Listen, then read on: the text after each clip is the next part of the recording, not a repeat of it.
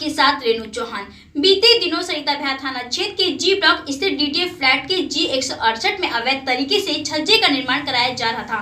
तभी अचानक छज्जा गिर जाने से दो मजदूर गंभीर रूप से घायल हो गए और एक मजदूर की मौके पर ही मौत हो गई। मृतक मजदूर का नाम धर्मवीर कुमार था।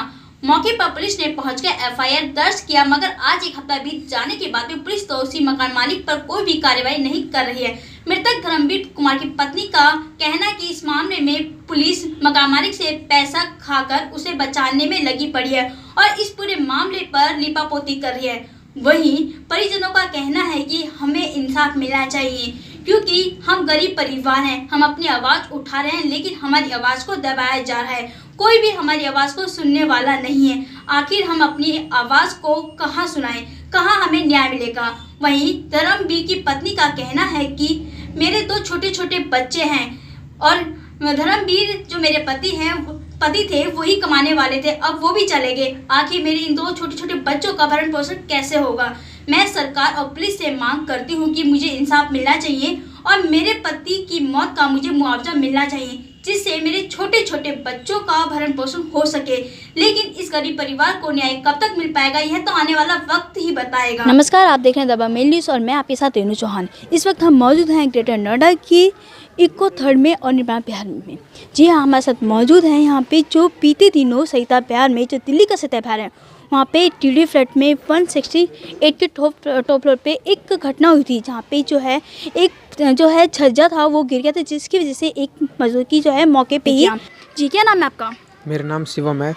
जी, जब ये घटना हुई तो उस वक्त पे क्या था मामला, पूरा बात बताएं। मेरे मामा वहाँ पे काम कर रहे थे। जी। करते करते वो पता नहीं अपने आप कैसे वो छज्जा गिर गया था उनके मेरे ऊपर, और एक वो भी थे। हम तीनों उसमें दब गए थे। मैं तो अपने निकल गया था, एक वो उनको भी निकाला था। मेरे मामा को किसी ने नहीं निकाला, वो आवाज़ भी दे रहे थे। मकान मालिक जो थे वो अपने बच के छत पे चले गए थे, उन्होंने किसी को नहीं निकाला। जी। और मेरे मामा वहीं पे दबे रहे, वो आवाज़ भी दे रहे थे, किसी ने उनकी मदद नहीं की थी। जी। जैसा कि पता है कि आप वहाँ पे काम कर रहे थे, जो छज्जा था वहाँ पे एक गेट लगा रहे थे, आपने वहाँ पे जो हथौड़ी बताई और जिसकी वजह से घटना हुई, उसके बाद में किसने आपको मतलब देखा और आप लोगों ने आवाज़ लगाई मदद के लिए, तो कौन आया सबसे पहले? कोई भी नहीं था वहाँ पे, तो हम खुद ही निकले थे। मेरे मामा वहीं दबे हुए, जैसे फिर भीड़ इकट्ठी हुई थी, अपने आप सब लोग आने लगे। फिर मामा को तो किसी ने नहीं निकाला, मैं अपने आप निकला और एक वो भी थे अंकल, वो अपने आप निकले थे खुद। दोनों निकल के फिर एम्बुलेंस आई, लेके चली गई थी हमको। फिर उधर घटना स्थल पे आप लोग कितने लोग मौजूद थे? 3 ही लोग थे, मैं था, मेरे मामा थे और एक वो लेबर थे, वो भी थी। कहा जा रहा है कि वहाँ पे मकान मालिक जो है वो भी मौजूद था। मकान मालिक तो अपने घर में थे ना, अंदर थे वो। जैसे छज्जा गिरा, मकान मालिक अंदर से जो बाहर आए आप लोगों को बचाने, तो उन्होंने आपको निकालने की कोशिश की? उन्होंने बिल्कुल कोशिश नहीं की निकालने की हमको। तो नहीं कोशिश की। कुछ मालूम है कि पुलिस को किसने कॉल की थी वहाँ पे?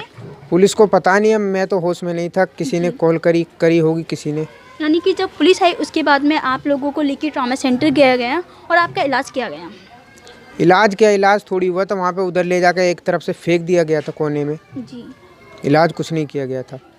तो आप लोगों के साथ में जो गए तो उन शख्स ने नहीं बोला पुलिस प्रशासन को और डॉक्टर को कि यहाँ पे ऐसी घटना के लोग हैं, इनका इलाज पहले किया जाना चाहिए? उधर किसी ने कहा होता तो वो बच गए होते, नहीं कहा उधर किसी ने, उनको बचाया नहीं। आपने देखा जो वहाँ पे घटनास्थल पे शख्स मौजूद थे, उनसे हमने बात करी। अभी करते हैं मृतक के परिजनों से बात कि आखिर पुलिस का इस वक्त क्या कहना है पूरे मामले को लेकर। इस वक्त हमारे साथ मौजूद है मृतक की वाइफ है, उनके बच्चे। इनसे जानते हैं कि आखिर वो सरकार से क्या कहना चाहती हैं, क्या चाहती हैं सरकार से। हाँ, क्या नाम है आपका? मधु। क्या चाहती हैं आप सरकार से? सरकार से हम यही नया चाहते हैं, बस मेरे बच्चों का लालन पालन है। मेरे बच्चों का खर्चा पानी कौन करेगा? मेरे बच्चों का तो वही था पिता जो कि उनके सहारे थे, हम लोग सारे। हमारे बच्चों की अभी पढ़ाई भी चालू नहीं हुई है, वही चाहते हैं हम, हमारे को सरकार न्याय दे।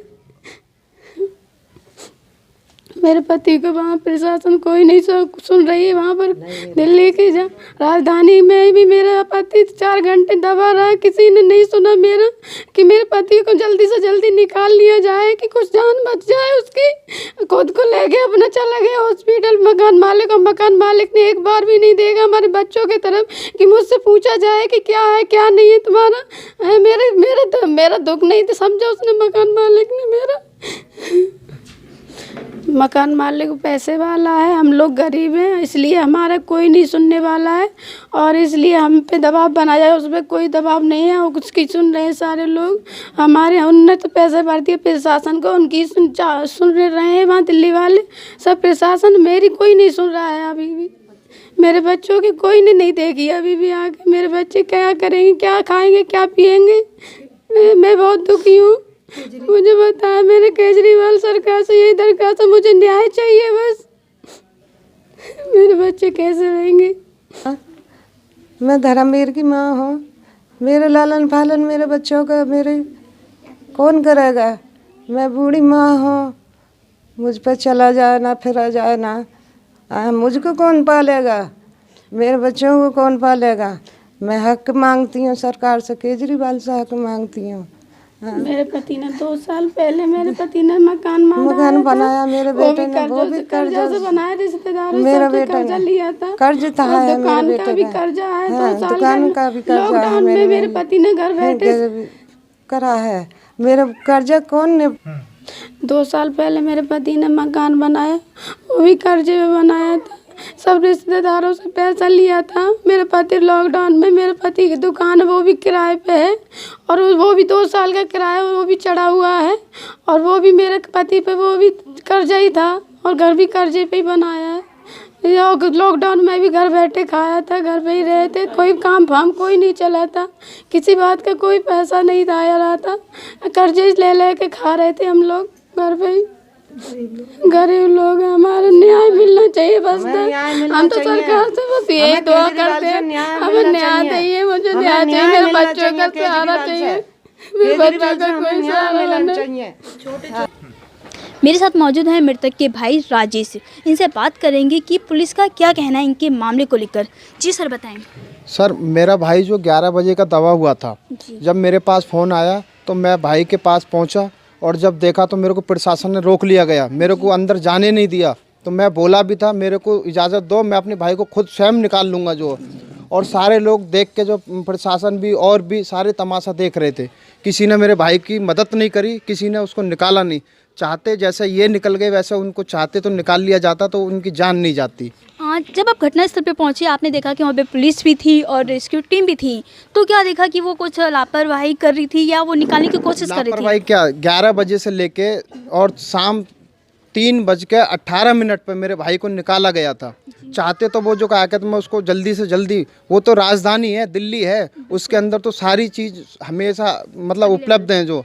फिर इतनी देर क्यों हुई उसमें, जो निकालने में इतना टाइम क्यों लगा उसके लिए जो? अभी पुलिस का क्या कहना है?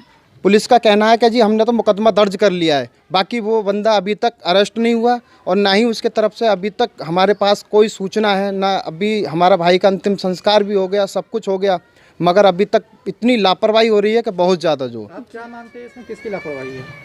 लापरवाही प्रशासन भी है, मकान मालिक की तो पूरी लापरवाही है ही। वो चाहता तो मेरे भाई की मौत नहीं होती मौके पर, जो चाहता जैसे जो वो हॉस्पिटल चले गए, उनके हाथ में चोट थी, चलो मान लिया मैंने, हल्की फुल्की चोट थी, वो चाहते तो पहले जो दबा हुआ है उसको निकाला जाए या पहले अपना ट्रीटमेंट कराया जाए।